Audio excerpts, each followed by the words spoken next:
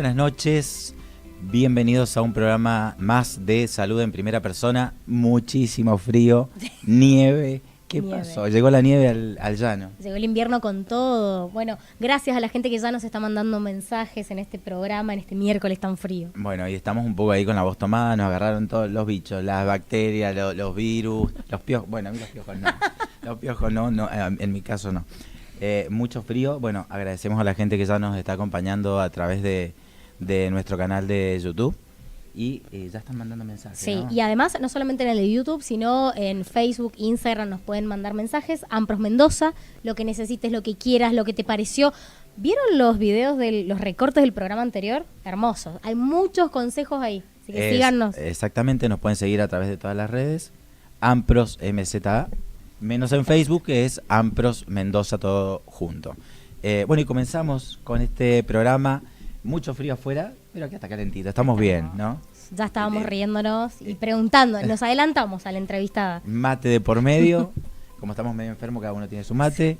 Pero bueno, arrancamos con este primer programa. Vamos. Bueno, hemos invitado a la licenciada Dayana Carvajal. Ella es licenciada en kinesiología y además se especializa en neurología del adulto. Dayana, bienvenida. ¿Cómo estamos? Muchas gracias. Bienvenida, buenas noches. Bien, bien. Bueno, para quienes no conocemos de qué se trata, ¿cuál es la diferencia entre una terapia de kinesiología convencional y tu especialidad? Bien, en esta especialidad lo que uno hace es formarse justamente para trabajar con aquellas personas que tienen enfermedades neurológicas. Lo más común que vemos es el ACV, los traumatismos de cráneo por accidentes viales, lesiones medulares o enfermedades neuromusculares también. Lo que uno hace, bueno, justamente es aprender cómo se maneja el sistema nervioso, cómo las áreas de nuestro cerebro, qué función tiene cada una, y trabajamos mucho con la neuroplasticidad. La neuroplasticidad es aquellas neuronas que tienen alguna lesión. Existen algunas que son vecinas o que son muy cercanas, que ante la lesión de alguna uno las puede estimular para cumplir aquella función que se ha perdido. Bien. Entonces nosotros trabajamos a través de esa estimulación y justamente regeneramos nueva actividad cerebral para que el paciente pueda tener una actividad funcional, que pueda reinsertarse en su vida diaria, que pueda ser lo más independiente posible. En todo tipo de área de kinesiología uno busca la independencia del paciente, que no requiera de un cuidador, que pueda poder higienizarse, vestirse en un ámbito domiciliario. Y bueno, y si después esa reinserción es laboral, social, bueno, ya es mucho mejor. Y eso también va a depender del grado de lesión del paciente. Bien. ¿Cómo comienza esta rehabilitación en sus estadios agudos y después también ya en su fase crónica? ¿Qué es lo primero con lo que empiezan? Bueno, yo trabajo en el Hospital Central y ahí se hace desde la rehabilitación aguda. Siempre, bueno, estamos, quien nos da las directivas es una médica fisiatra, donde ella lo que hace es la evaluación del paciente que ingresa por una lesión neurológica. Cuando un paciente está en unidad de cuidados intensivos, en una terapia intensiva, cuando tiene una estabilidad hemodinámica que se le llama, es cuando el paciente cumple condiciones para comenzar con rehabilitación, independientemente si está con ventilación mecánica o un respirador que le llamamos. Y se comienza con la estimulación, el paciente esté consciente o no, porque hacemos cuidados posturales para que se eviten deformidades por contracturas musculares. Además, la misma inmovilización tiene muchos efectos adversos, aparecen trombosis, se edematizan los pacientes, entonces uno comienza con la movilización temprana. Y después, ya cuando el paciente comienza en un estadio del despertar, se lo empieza a sentar al borde de la cama, se estimula la conexión con el entorno, porque estar en ventilación mecánica, más medicación, eso genera además que el paciente se desoriente, es muy común. Y existen además traumas por ahí que se llama como un estadio post-terapia intensiva, donde se lo estimula justamente para generar toda una conexión y evitar todas esas complicaciones. Porque el paciente no sabe en una terapia intensiva si es de día, si es de noche, qué días. Entonces uno siempre, o por ahí lo que yo hago personalmente es me presento, le digo quién soy, porque también ellos se empiezan como a despertar y viene gente, los estimula, los revisa, entonces empezar a orientarlos, a calmarlos. Yo le digo, bueno, estamos en un hospital, hoy está el día, está la hora, afuera hace frío, siempre como los empiezo a orientar de esa forma. Y ahí empezamos a sentar al borde de la cama si se puede, a hacer ejercicio y todo es muy progresivo. Parece algo como tan simple, pero bueno, hay gente que no lo logra, entonces se entrena para que se pueda sentar solo, para que se pueda parar solo. Y después cuando pasa a una unidad, se le llama cuidados intermedios, pero es la sala común, que es que todos conocemos. Ya tenemos más conexión con el familiar y se trabaja mucho con el familiar también. Bien. Bueno, eso en una etapa más aguda. Al pasar de los programas hemos ido conociendo las distintas profesiones, ¿no? Y por ahí uno cuando habla de efectores de salud a veces dice, hay médicos, enfermeros, tal vez bioquímicos, no sé, pero no se conoce la tarea que hace un kinesiólogo, ¿no? Y es realmente importante lo que nos estás contando, el día a día, cómo se trabaja. Porque más allá de trabajar en lo privado, recién comentabas que estás en un centro asistencial, en el Hospital Central, uno de los más complejos de la provincia, ¿no? Sí, la verdad que las patologías que se ven ahí es muy difícil de verlas en otro lugar. Tiene mucha complejidad y se trabaja mucho con otros terapistas también. Está el kinesiólogo que se encarga de la parte respiratoria, está también en los fonoaudiólogos en el hospital. Entonces, como que cada uno desde su área tiene el mismo objetivo. Y también trabajamos desde una terapia intensiva, también en una sala común, como comentaba también con los familiares, que es muy importante porque la idea es justamente estimular no solo en el momento de la sesión con kinesiología, sino también en el día a día, el resto del día. Entonces por eso mucho el cuidador, el familiar que está con el paciente, para seguir estimulando. Y después también, sumando a la pregunta anterior, los estadios más subagudos crónicos también. En el Hospital Gailac también estoy. Y uno trabaja desde algo más social, más complejo, también con pacientes internados, donde ahí se reciben los que salen desde establecimientos más complejos, el Lago Maggiore, bueno, el Central. Y luego en un gimnasio donde son netamente pacientes con patologías neurológicas también. Uh-huh. ¿Qué rol cumple la neuroplasticidad en todo esto? Vos la has nombrado en varios momentos. ¿Uno puede recuperarse completamente ante ciertos episodios como ACV u otros traumatismos? Digo, ¿se puede recuperar al 100%? Eso depende, bueno, hay mucha bibliografía al respecto, depende, tiene muchos factores. Depende de la gravedad de la lesión, de la extensión de la lesión, si el paciente recibió rehabilitación temprana o no, si el paciente requiere una estimulación post-terapia de rehabilitación. Y bueno, la edad y factores de riesgo previos. Por ejemplo, no es lo mismo una persona que tuvo una ACV por primera vez con factores de riesgo que tal vez fueron controlados, una persona que realiza actividad física, que se cuida en la alimentación, a una persona tal vez mucho más mayor con ACVs previos. La estimulación se hace siempre, pero bueno, por ahí la recuperación de esa discapacidad o las secuelas que quedan es muy compleja porque bueno, depende de cada caso particular. ¿Crees que tanto el sistema de salud o las obras sociales reconocen económicamente su trabajo?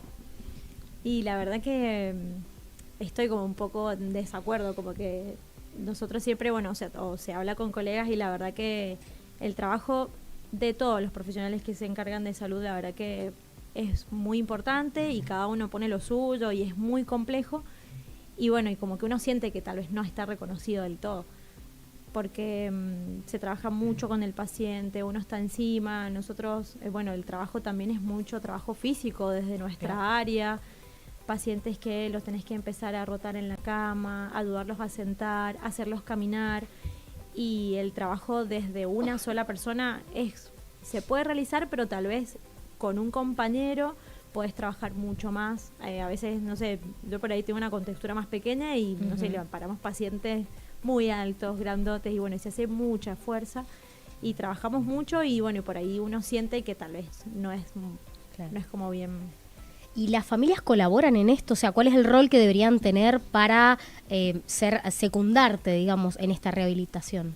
Uno siempre va hacia que la familia colabore, pero bueno, hay como en todos los casos, a veces hay situaciones en las que el familiar no puede acompañar o a veces hay cuidadores, entonces nosotros por ahí hacemos como que se pase en cada una de las indicaciones, porque a veces día a día, y más en el agudo, uno va teniendo respuestas mayores, entonces mientras más estimulación mejor, pero en la mayoría de los casos sí, la familia está presente.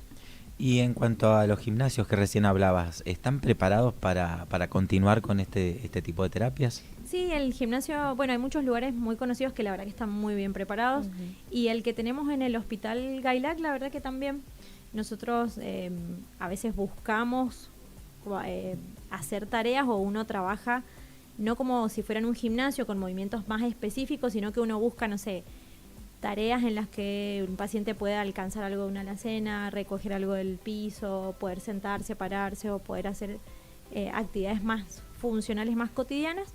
Y bueno, y uno a veces como que es artista también porque trabaja con algunos materiales tratando de reinventarlos y no los tiene. ¿Qué tareas son las que más disfrutás de hacer con tu equipo en el trabajo de rehabilitación? La verdad que, bueno, me gusta mucho como trabajar con diferentes áreas. La verdad que uno conoce y yo también aprendo mucho. Por ejemplo, trabajo con una fonoaudióloga muy en común y hacemos mucha estimulación cognitiva y está muy lindo eso también. Y la verdad que se ven resultados, si bien por ahí en lo neurológico es mucho más lento, que no es lo mismo, no sé, un esguince de tobillo que uno sabe que tiene un tiempo determinado de recuperación, en cambio un ACV podemos estar un año, son años, meses, donde a veces hay respuestas muy mínimas, pero bueno, uno busca justamente esa estimulación constante, más con un profesional de otra área que tengamos el mismo objetivo, y la verdad que lo que también disfruto mucho es cuando los pacientes son más independientes, y eso se reconoce, la verdad que es re lindo porque... Por ejemplo, esta mañana me decía un paciente, gracias a usted camino, gracias a usted puedo saludar a mi mamá que me viene a ver al hospital y podemos salir a recorrer. Y es tremendo, es hermoso. Así que bueno, eso se disfruta también. Bueno, un poco era eso, porque este programa se llama Salud en Primera Persona y era un poco que nos contaras alguna de estas historias que a vos te han marcado por determinada cuestión y a su vez también que nos cuentes por qué elegiste esta carrera. Yo cuando terminé la facultad, yo quería hacer algo relacionado a la salud porque me gustaba mucho el área del deporte, pero relacionado a la salud. Y bueno, y estaba en duda, no sabía bien y empecé a conocer, bueno, lo de la kinesiología. Me gusta mucho todo lo que es la neurología, el sistema nervioso central, cómo se comporta. Entonces, bueno, buscaba algo parecido hasta que como investigar dónde se estudiaba, qué se podía hacer y bueno, por eso empecé kinesiología. Y en neurología nosotros hacíamos prácticas desde la misma carrera. Me tocó estar en el hospital y el hospital tenía el área, pero no estaba la residencia como tal. Y bueno, después me entero que abre la residencia ese año en el hospital. Yo justo terminaba, así que me puse derecho a estudiar y gracias a Dios pude entrar. Y bueno, y hoy la verdad que profesionalmente siento que he crecido un montón. Y bueno, eso también como persona mucho más. Claro. ¿Cuáles son los últimos avances sobre los que vos trabajás? Digo, las cosas... los últimos estudios a los que has podido acceder que digas, esto no estaba cuando arranqué y que realmente es esperanzador en cuanto a la rehabilitación. Hay mucho de, bueno, por ahí robótica que acá solamente lo tiene la Fundación San Andrés, que bueno, es bastante complejo también y está bastante lindo, sino como lugar conocido Fleni de Buenos Aires, que también por la residencia uno puede rotar y con mi compañera de año nosotros pudimos ir y la verdad que es un lugar espectacular.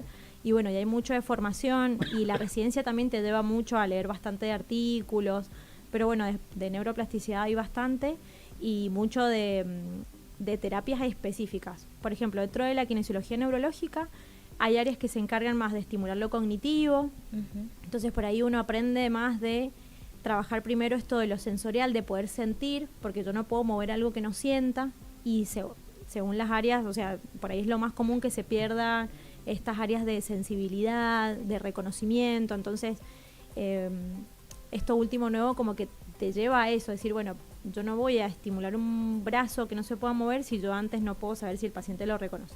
Entonces trabajar, bueno, eso por ahí es como lo último y que se estimula bastante. Bueno, se nota uno que está acostumbrado a preguntar y a entrevistar, ¿no? La pasión con la que habla de su trabajo se nota en cada una de sus palabras, pero me quiero quedar con que nos cuente una historia, algo que te marcó en tu carrera profesional, ¿no? Bueno, me pasó hace muy poquito que yo tenía un paciente que habíamos recibido en el Hospital Central, un paciente que hace mucho de cerros, montañas. Y yo cuando entré, creo que era 2019, ya estaba en segundo año de la residencia, y el paciente había ido a escalar al sur y se cae. Tuvo fracturas, tuvo, un traumatismo del cráneo, la verdad que llegó muy inconsciente, me acuerdo que lo trajeron en avión, era un helicóptero, lo trajeron al hospital, muy complejo el caso, porque además también tenía una afectación en columna, la verdad que fue bastante complejo. Nosotros lo atendíamos y daba la casualidad que yo conocía a una familiar. Entonces, el paciente se fue de alta, continuó su rehabilitación en el Hospital de Encinas y bueno, después uno les pierde el contacto porque, bueno, justamente como es tan complejo y se van liberando camas e ingresa otro, es como que uno tiene como una rotación constante de pacientes, que está bueno porque el paciente quiere decir que está mejor, entonces puede continuar su rehabilitación. Y bueno, y hace como un mes o 2 meses veo una nota en el diario de un paciente, o sea, veo la nota en el diario y cuando veo el nombre lo reconozco. Me acuerdo mucho los nombres o por ahí algunos casos que me quedan como muy... Y este paciente se había ido a escalar a un cerro, que no me acuerdo bien, pero era como muy cerca del Everest, una montaña, entonces lo pudo ver y la familiar después me habló y me dijo que él había quedado muy agradecido, que la familia estaba muy agradecida con la rehabilitación porque pudo cumplir uno de sus sueños y estaba re contento y había viajado y había conocido lo que él había querido, así que eso fue como, qué lindo, ¿no? Por La supuesto. verdad que tremendo. Fuiste Así parte que, de ese proceso sí, también. Sí, no, fue tremendo porque, bueno, la familia, la verdad que supo como también acompañarlo y eso también ayuda mucho, así que, no, fue re lindo cuando me enteré, la verdad que me puse muy contenta. Bueno, Sí, fue tremendo. un placer y un placer tenerla acá en nuestro espacio. También queda el espacio abierto para cuando quieras contarnos algo o Y necesites. son muchas en ese equipo, así que Exacto. van a empezar a venir de a una. Le mandamos un saludo para todo el equipo, ¿no? Claro. Si querés mandar el saludo para todo tu equipo, tanto en el Gailac como en el Central. Sí, bueno, quiero saludar primero a mi familia que sé que está ahí, que me estuvo re presente, mis amigos también. Bueno, a mis compañeros del hospital, que está también el grupo de residentes que le pone mucha onda, la verdad que estudian un montón y nos ayudan también a nosotros que hemos salido y nos van actualizando. A mis compañeros del Hospital Gailac, que también es un grupo re lindo y trabajamos muy a la par también. Así que bueno, muchas gracias. Gracias por haber pasado por Salud en Primera Persona. Gracias, Dayana. Muchas gracias. Bueno, dialogábamos con Dayana Carvajal, es licenciada en Kinesiología. Hace poquito has festejado su día también junto con sus colegas y ella se especializa en neurología del adulto. En esto, rehabilitaciones, las cosas que no conocemos que también realizan los kinesiólogos y kinesiólogas de aquí de la provincia, que lo dan todo. Ella particularmente en el Central y en el Gailac, pero también en todos los centros asistenciales de Mendoza. Bueno, usted estuvo en el festejo Claro. de los kinesiólogos este fin de semana. ¿Cómo estuvo? Hermoso, hermoso. Era la primera vez que yo iba y la verdad, muy bien. Bueno, finalmente yo no pude Me encantó entregar los premios. Está muy bien. Ganó un premio, dijo. Sí, claro. Ganó un premio, ganó un desayuno, creo. Bueno, ¿usted team invierno o team verano? Viste que los opuestos y los polos nunca son buenos. No, el frío no. Dejemos el frío de lado. Bueno, seguimos con el programa. Muchísimas gracias a la gente que está conectada a través del canal de YouTube. Seguimos recibiendo algunos mensajes. Y cambiamos de tema, ¿no? Sí, porque uno de los números que preocuparon, que se han venido incrementando y que el propio gobierno de Mendoza también los reconoció, tiene que ver con los consumos problemáticos.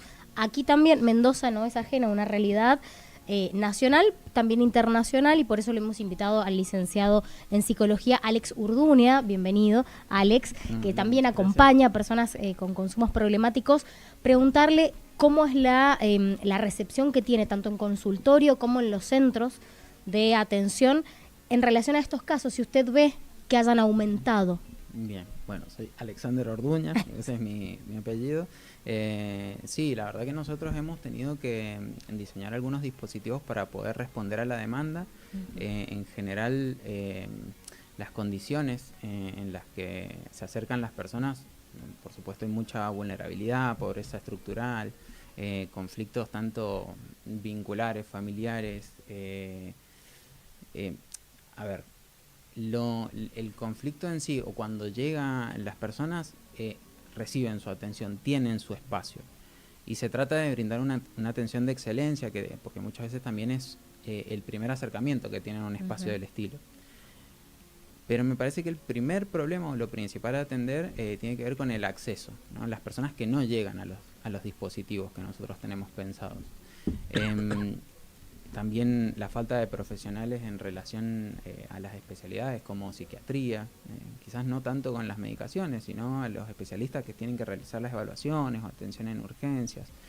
Entonces, bueno, hay muchos factores, no hay uno solo, que acrecenta las condiciones y dificulta los tratamientos y el sostenimiento de la atención también. Bien, bueno, pensemos entonces en el antes, en el durante y en el posterior. Empecemos por el antes.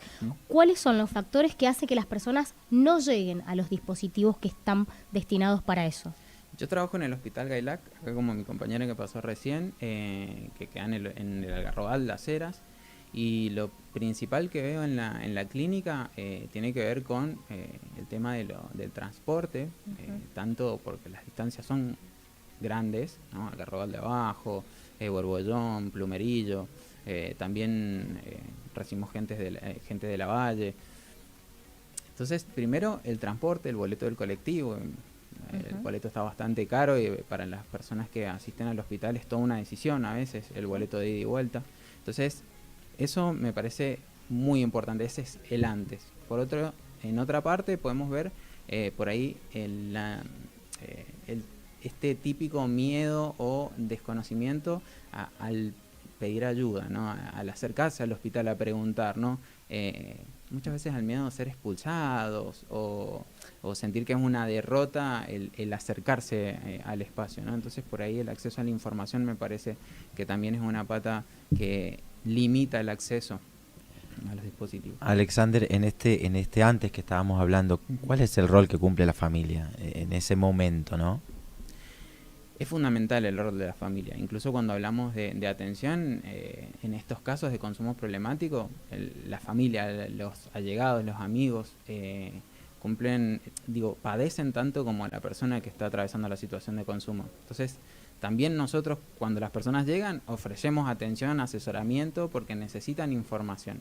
Y a veces lo que las personas, lo que más necesitan en ese momento es ser escuchadas, es ser alojadas en ese momento de padecimiento, que no tienen información, no saben cómo acompañar, hacen lo que pueden, pero la familia, lo principal, siempre o en general suele acompañar, pero no cuando es acompañar a una persona que está atravesando una situación de consumo problemático, lo central es estar presente. No es resolverle el problema al otro, no van a poder resolverle nada al otro, ¿no? Pero sí sostener ese lugar y facilitar el acceso a la ayuda, ¿no? Todo el tiempo incitarlos a que se acerquen, a que pregunten, ¿no? Aunque sea en la situación de crisis, que no es el mejor momento es antes. A veces las familias, amigos, etcétera, cuesta que acepten que hay una problemática o reconozcan que hay una problemática de consumo. Y mientras antes lleguen a los servicios a pedir ayuda, a tener información, mucho mejor es el pronóstico de tratamiento.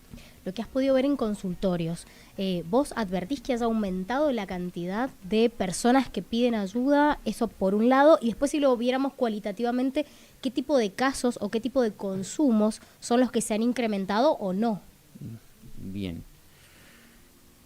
La verdad que no tengo los datos específicos y más desde tu percepción. Claro, no los afirmaría, además de que el hospital en donde yo trabajo no se encarga específicamente de el consumo problemático. Atendemos todas las demandas. Sería más específico del CPA, el Centro de Prevención y Asistencia en Adicciones. Creo que la cantidad de personas va siempre increciendo. Una cuestión de proliferación, al menos lo que escucho de las diferentes sustancias. Igual no estamos hablando solamente de sustancias, digamos, como drogas. Hay consumidores, bien, somos todos, no todos consumidores problemáticos, pero hay varias cosas para rever. Pero también, digamos, lo más difícil o lo más complejo a veces de ver es la disminución en la edad de las personas que llegan a consultar. Digamos, ¿no? El inicio en el consumo está siendo de edades más tempranas y eso me preocupa personalmente y nos tendría que preocupar a todos. Es una demanda también que se escucha desde las escuelas, ¿no? Están pasando esto, necesitamos que vengan y hablen o hagan un taller, una charla, algo por el estilo para informar. Buenísimo la iniciativa de muchas escuelas, muchos directivos que solicitan estos espacios, y articular con las instituciones siempre es fundamental para fortalecer las redes comunitarias, pero nada, eso es lo que más preocupa. ¿Y la ludopatía lo ves en el consultorio? Digo, viste que se habla mucho de los chicos en la escuela, las apuestas online, ¿eso lo advertís? Se advierte, lo que pasa es que está muy, por eso te digo que lo que hay que fortalecer es la información, porque se toma como un juego, ¿no? Como un juego más, no se problematiza. Y lo importante de cuando uno se acerca a un espacio de terapia es poder empezar a tomar conciencia de lo que uno hace, los efectos que tiene, las consecuencias, y hacerse responsable de eso. Si uno no está consciente de que está atravesando por una situación problemática, las consecuencias que genera, es imposible que se haga responsable. Recién hablábamos del antes y digo, una vez que el paciente logra llegar al efector de salud y comienza estos tratamientos, ¿logra terminarlos? ¿Pueden acompañarlos? ¿Cómo es ese seguimiento?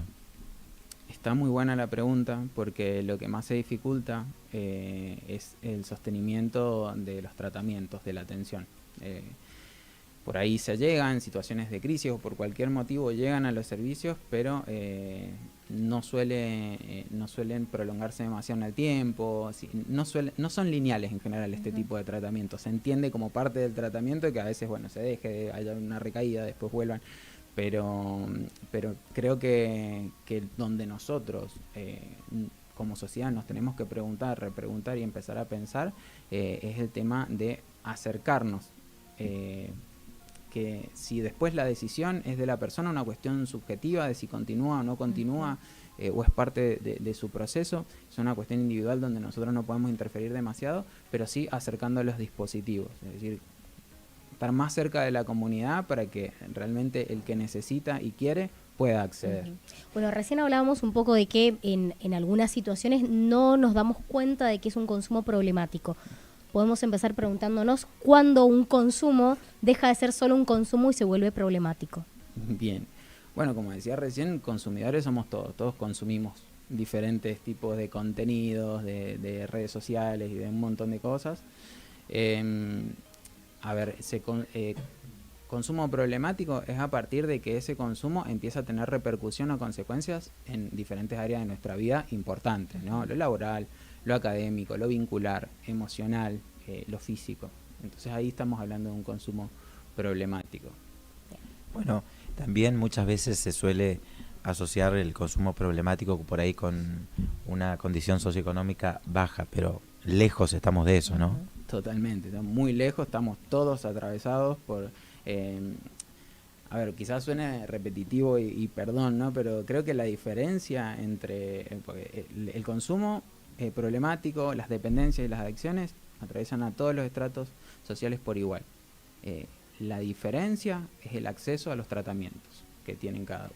Una persona en un estrato económico por ahí más cómodo probablemente pueda acercarse a un psicólogo particular, a un psiquiatra, pueda tener un tratamiento integral y la idea es que desde lo público se pueda ofrecer la misma calidad de tratamiento. ¿Cómo es el acompañamiento que pueden hacer ustedes desde los dispositivos? Digo, ¿están como a la altura de la demanda?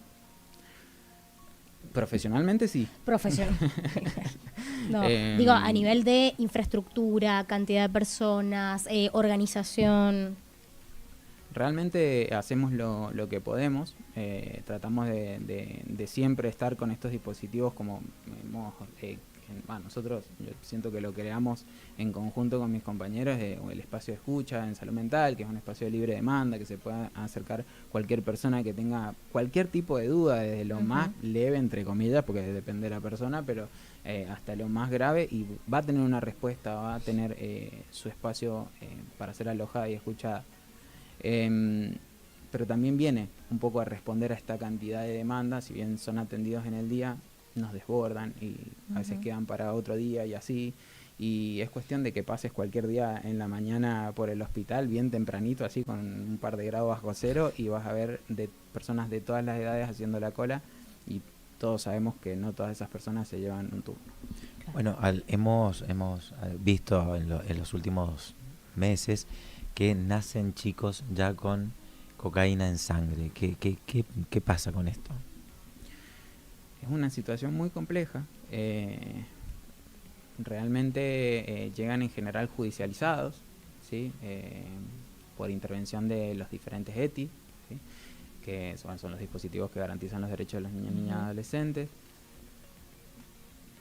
se brinda tratamiento de crianza respetuosa,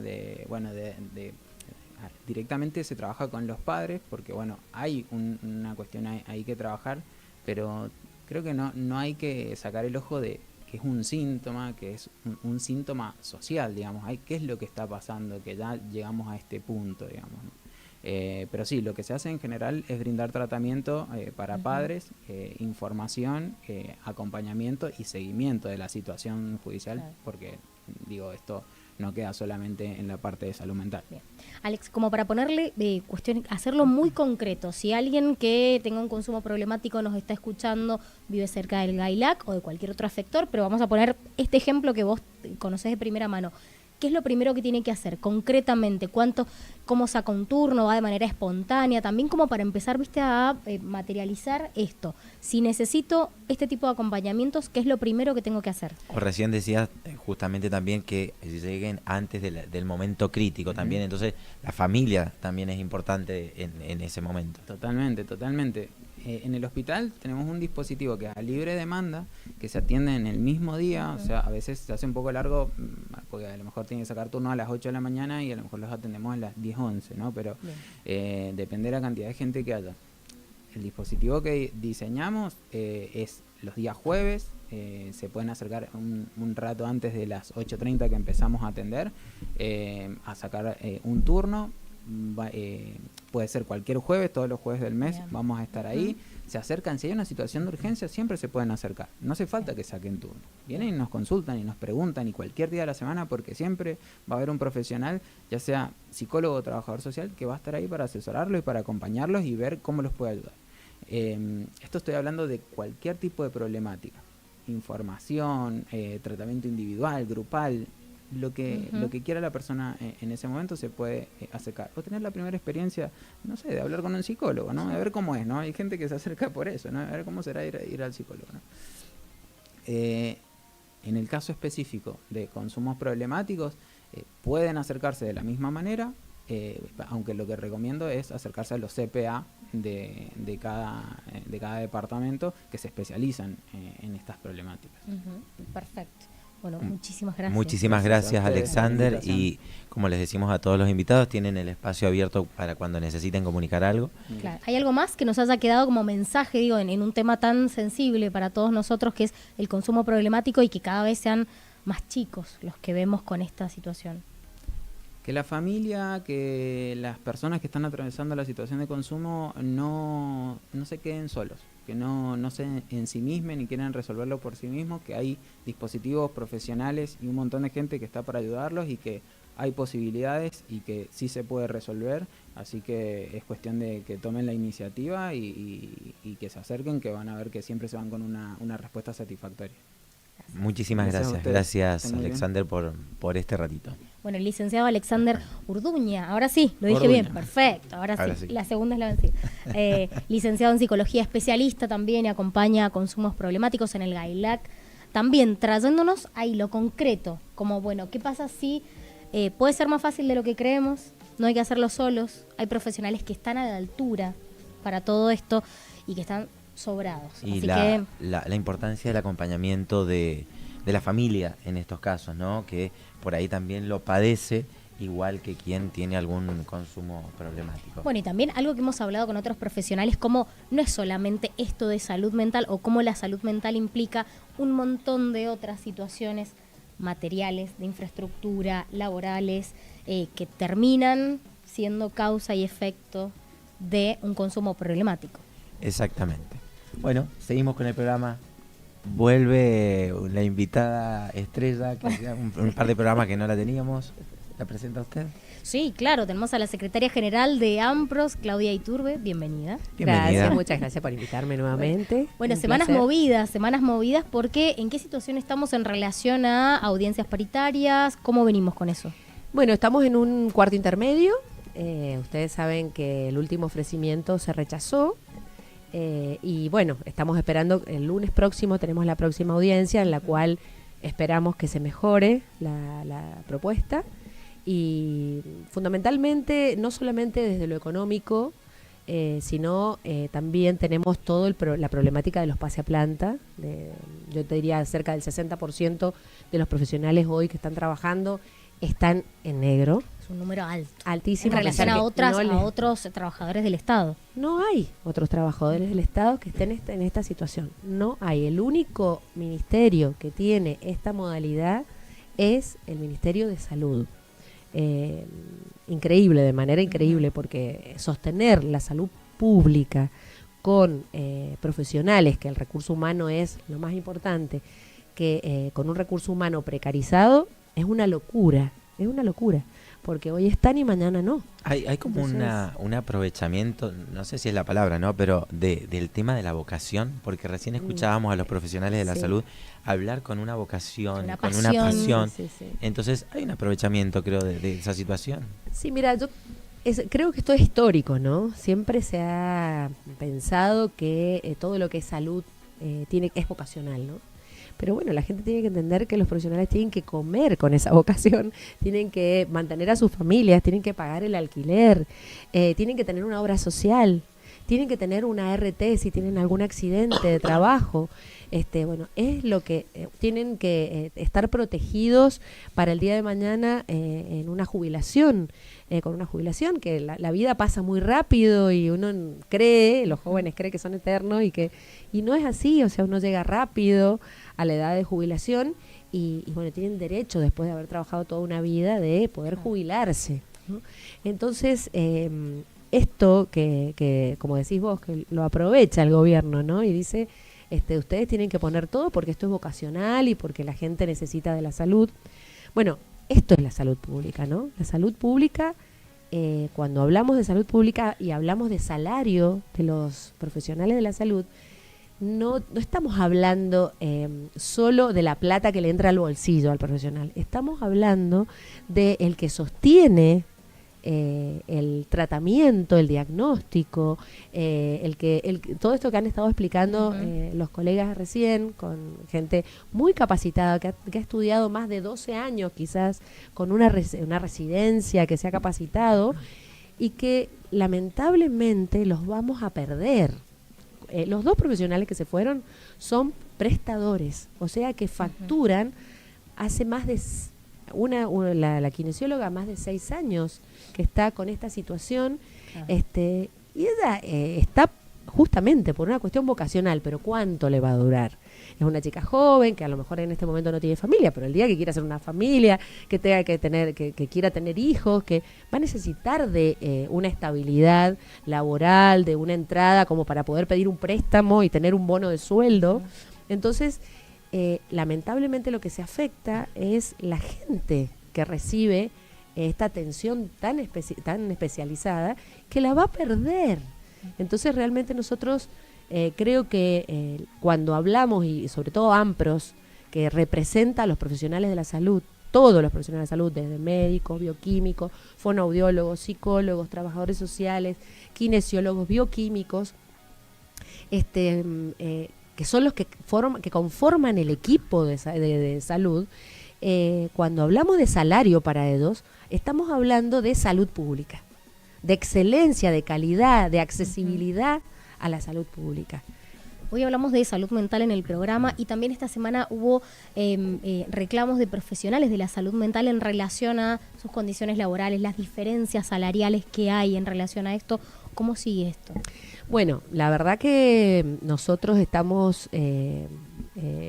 muy contentos, ¿no? de este enojo que hay en los profesionales de la salud, que han estado desde el año 2023, que salieron leyes en contra de nuestro convenio colectivo de trabajo, que es el que les da la protección, ¿no? Y que esto, como por ejemplo lo de las prestaciones, como por ejemplo el tema de creaciones de regímenes por fuera del convenio colectivo que se pagan de diferente manera, que nosotros siempre lo dijimos, esto era la destrucción de los equipos, porque dentro de un equipo no puede haber que se atienden al mismo paciente, que tienen la misma especialidad otorgada por el mismo consejo deontológico, que unos ganen un monto y otros ganen otro. Esto es la destrucción del equipo, porque no solamente destruye el salario de los profesionales, sino que destruye la relación entre ellos y el desánimo de los que están trabajando en condiciones absolutamente inferiores al de al lado, ¿no? Entonces, me parece y apoyo absolutamente a los colegios que se han hecho partícipe de esta lucha que ha dado AMPROS desde el 2023.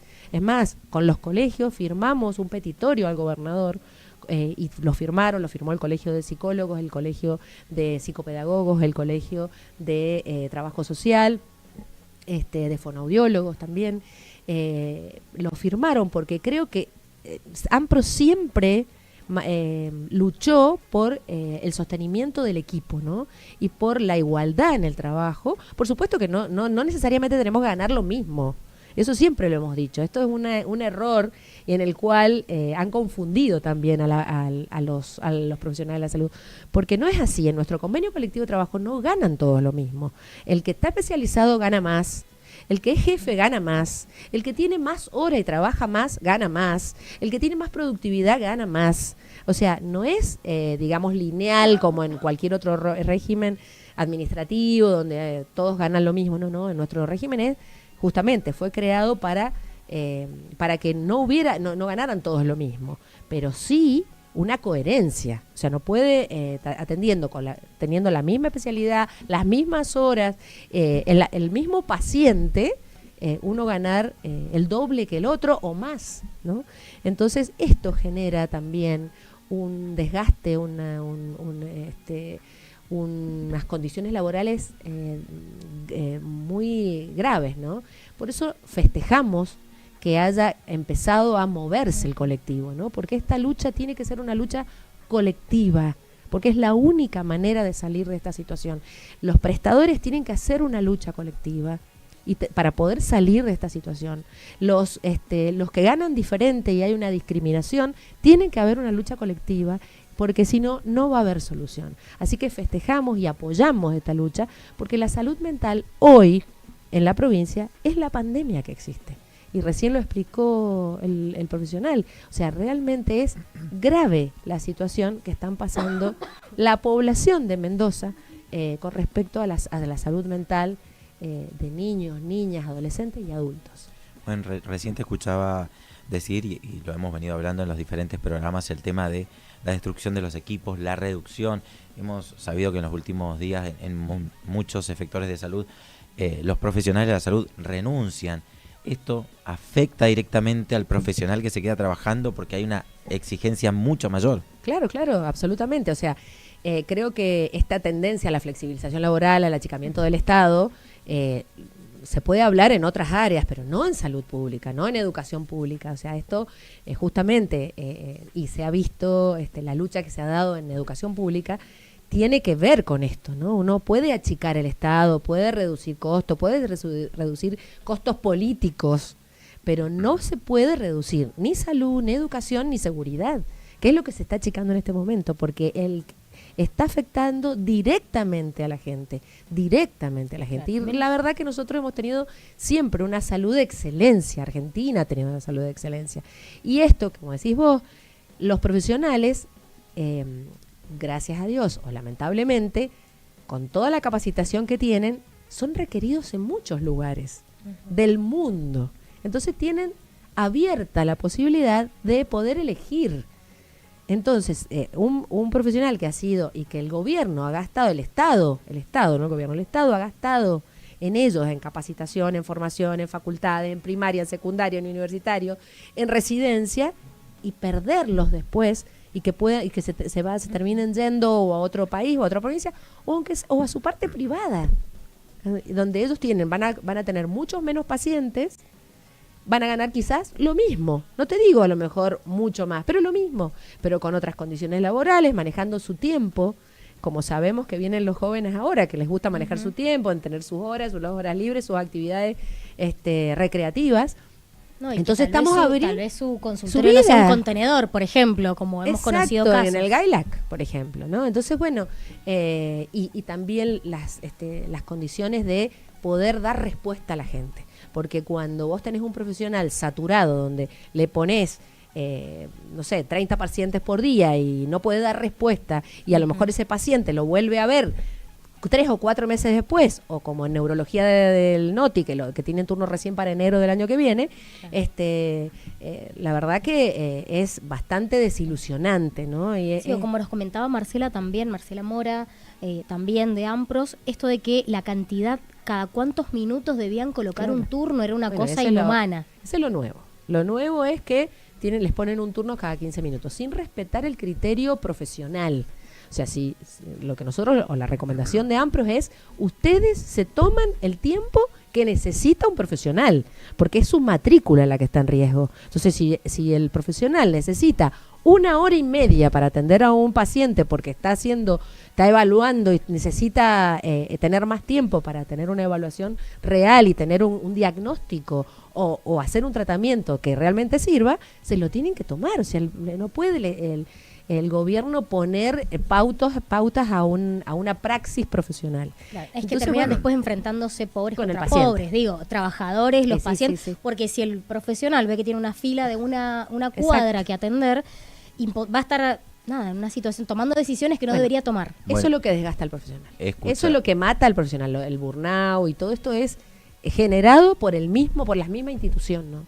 Escuchábamos en estos días también que hay una cantidad de inversiones en lo que tiene que ver con infraestructura, con elementos para dar turnos, pero no se pone el foco en el profesional de la salud.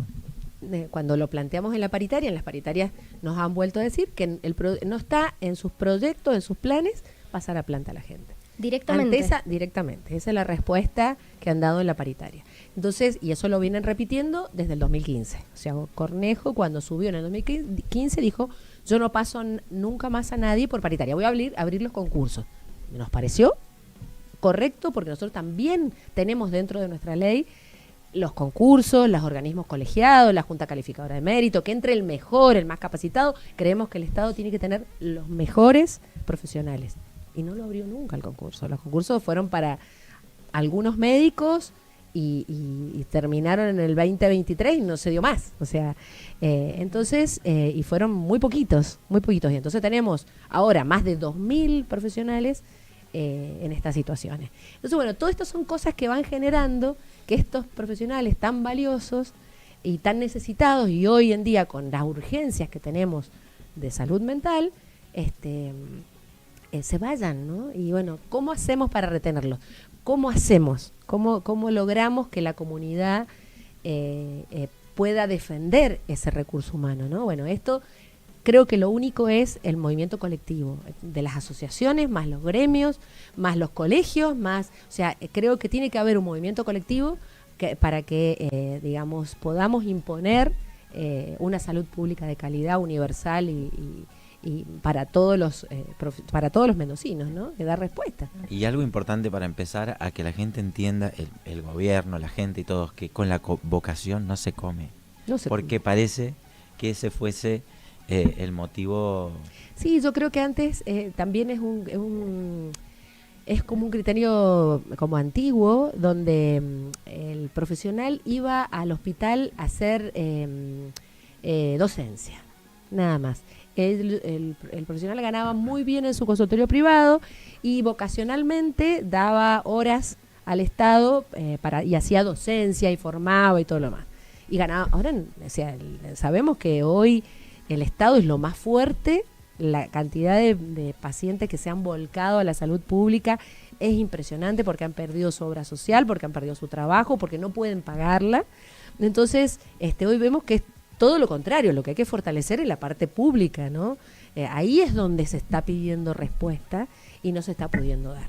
Entonces, más allá de la estructura, de hacer grandes, que me parece muy bien, que se construya, que se amplíe el NOTI, que se mejore, que también es servicio, pero sin profesionales va a ser una cáscara vacía, ¿no? Bueno, hoy en un día tan frío, la DG había suspendido las clases y lo que muchas familias argumentaban era, como está colapsado, los centros de atención, los hospitales, los propios centros de atención ante las enfermedades respiratorias, sobre todo de niños, niñas y adolescentes, entonces era una forma de ahorrarse un problema, digamos, teniéndolos. Claro, ¿y en qué casa. se decía? No cerremos. En muchos lugares se decía preferible que no se cierre porque el frío está en las casas. Porque donde no hay calefacción es en la casa, donde no van a comer va a ser en la casa. Entonces, donde la mamá necesita dejar al niño en la escuela para poder ir a trabajar porque no puede dejarlo solo. Entonces, la realidad hoy de Mendoza y de la Argentina es otra. O sea, no quieren plantear un país de primer mundo, ¿no? Y realmente y achicar el Estado diciendo que lo privado va a ser bárbaro y entonces que se vayan, que sean libres y puedan irse a lo privado. Bueno, se van a ir a lo privado. Y la verdad que hoy la gente está volcada a la salud pública y la necesidad en la salud pública. Los efectores de salud pública son los que hay que fortalecer hoy, ¿no? Y bueno, ojalá que ahora que estamos en paritaria, que se pueda dialogar, estamos en un impasse, que se pueda hablar de esto, ¿no? Que nos dejen hablar de esto y no de si es un punto más o un punto menos, que la verdad que no recompone el salario, no arregla la situación y no mejora la salud pública de los mendocinos. Bueno, Claudia, muchísimas gracias. Esperemos que el lunes dijimos, El lunes. haya novedades positivas. Sí, Esta vez. bueno, ojalá. Y Esperemos. de todas maneras creo que esto es largo. Creo que hay que sentarse a dialogar y armar algo y que por lo menos nos abran una comisión negociadora donde eso se pueda seguir tratando y no se va a solucionar el lunes, ¿no? O sea, esto no va a ser en una paritaria. Pero bueno, daremos, o sea, ojalá se mejore el salario en la paritaria, pero que después se pueda seguir hablando en comisión negociadora de salud mental, que se puedan llevar todo esto que han planteado los profesionales de salud mental y haya un espacio de escucha para la gente de salud mental, y bueno, y podamos mejorar la salud pública a la gente, ¿no? Gracias, Claudia. Gracias, No, gracias Claudia. a ustedes. Bueno, qué tema el de la salud mental y sobre todo esto, la lucha colectiva y las condiciones en las que trabajan también los profesionales. Recién que podíamos hablar con cada uno de ellos, es mucha actualización, mucha vocación, la demanda social y al mismo tiempo las cuestiones de infraestructura, cantidad de turnos, formas de acceso de la propia población que hace que no se pueda acompañar de la manera en la que se debería hacer, en la que los profesionales además están a la altura de dar. Bueno, y aparte hablábamos también del tema de que muchos profesionales de la salud se van, de los efectores públicos, y esto incrementando a los pocos que quedan, ¿no? Entonces, bueno, nada, muy súper importante. Y cómo la propia estructura social se va desgranando, ¿no? Como que hoy es salud de menor calidad, pero no por los profesionales, sino por no poder acceder directamente. Directamente no poder acceder a la salud. Con la educación pasa lo mismo.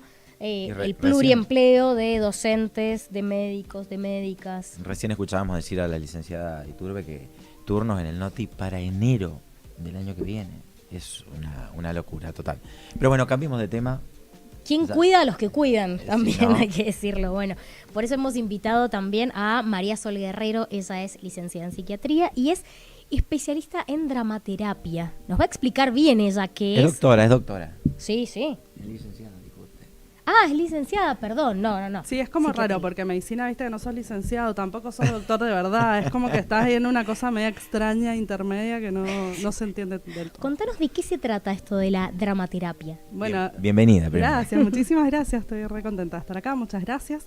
Y bueno, la dramaterapia es usar las herramientas artísticas, principalmente el teatro, como un recurso para la transformación. Principalmente, bueno, se trabaja en grupos, individual, institucional. Bueno, la verdad que es una herramienta muy maravillosa y bueno, con mucho desarrollo en otros países y nosotros acá en Mendoza pioneros dentro de Argentina y Latinoamérica. ¿Cómo podemos, el arte puede estar al servicio de la salud o cómo se entrelazan? Y es un campo muy fértil, porque aparte de acá en Mendoza, que hay tan buenos artistas y que la salud también está tan sedienta de intervenciones, realmente es como que pones una semillita y todo lo que sale es muy bonito. Lo que hacemos es trabajar la creatividad, romper con la estructura, pero no de una manera riesgosa, como siempre muy atentos a ese equilibrio, decimos nosotros, entre lo ritual y el riesgo. Entonces, muy lindo. ¿Cómo toman los pacientes esta iniciativa? Y no sé los pacientes en general, porque los que vienen a mí ya saben un poco a qué vienen, si no, no me invitan.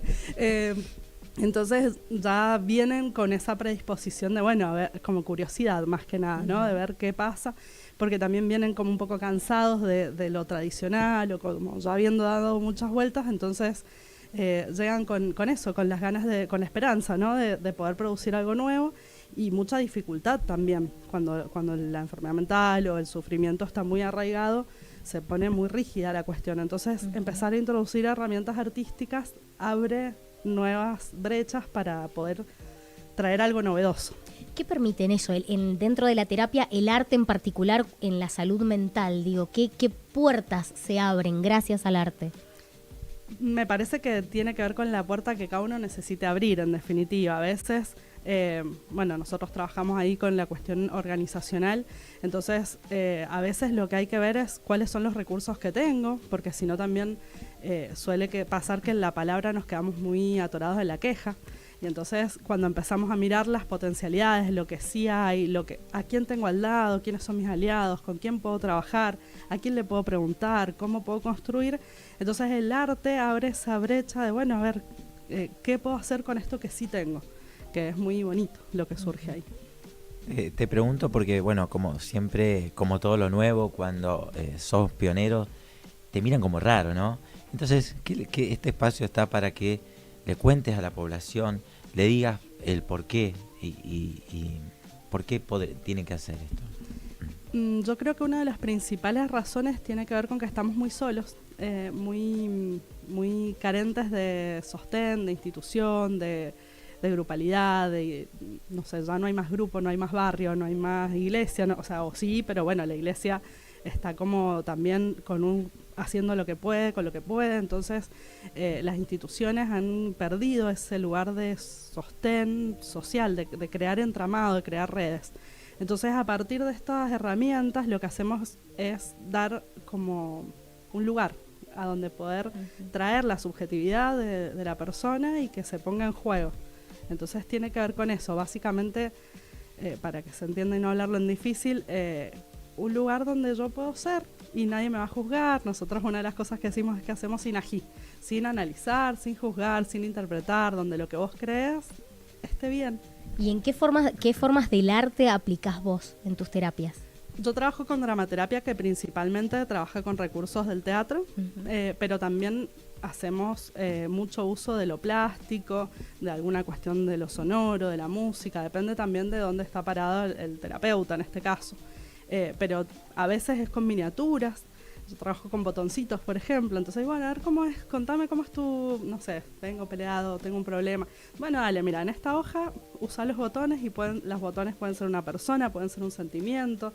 Entonces, al principio, claro, me miran como raro, ¿viste? Pero después se crea un mundo chiquitito donde pueden hacer algo con eso. ¿Y qué pasa si lo mueves para acá? ¿Qué pasa si lo mueves para allá? ¿Qué pasa si traes un nuevo elemento? Entonces empieza si se puede en chiquito, ¿por qué no se podría en grande y en la realidad? Entonces todo empieza a tomar algo que nosotros llamamos distancia estética, que yo lo veo bonito y lo veo como afuera de mí, entonces puedo hacer algo con eso. ¿Es para cualquiera hacer algo así? Uno creería, no, yo soy tímido, soy tímida, o no, la verdad es que yo de arte no tengo idea jamás. ¿Cualquiera puede aprovechar este tipo de terapias? Y yo le sumo a esa pregunta, si es individual o hay talleres donde hay varias personas que trabajan a la vez. Se puede trabajar en individual y en grupal, y pueden ser grupos pequeños, pueden ser grupos Se gigantes. tiraban botones. Se tiraban- Bueno, no, los botones los trabajamos. Bueno, en grupos pequeños he trabajado con los botoncitos también. Sí, igual también sirve para esto, para trabajar la agresividad también, ¿viste? Hay juegos que trabajan, no sé, tenemos uno que es el samurái. Entonces jugamos a que nos clavamos, y es mentira, o sea, es una espada invisible y que realmente permite, bueno, tal vez no tenían ganas de pelear con vos, y bueno, ahí en ese marco está permitido.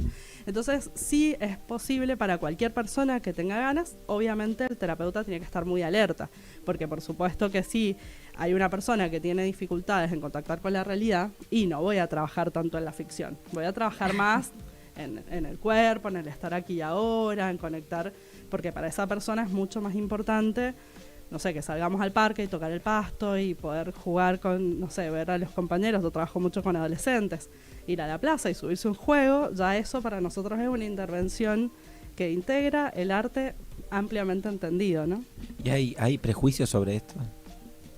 Yo creo que hay más ganas que prejuicios, o sea, sí, pero bueno, a mí no me llegan los prejuicios, a mí me llega la gente que lo quiere hacer, así que yo creo que sí, que obviamente es difícil entrar en los lugares más institucionales, pero hoy en día también todo el mundo está necesitando poner el cuerpo en juego.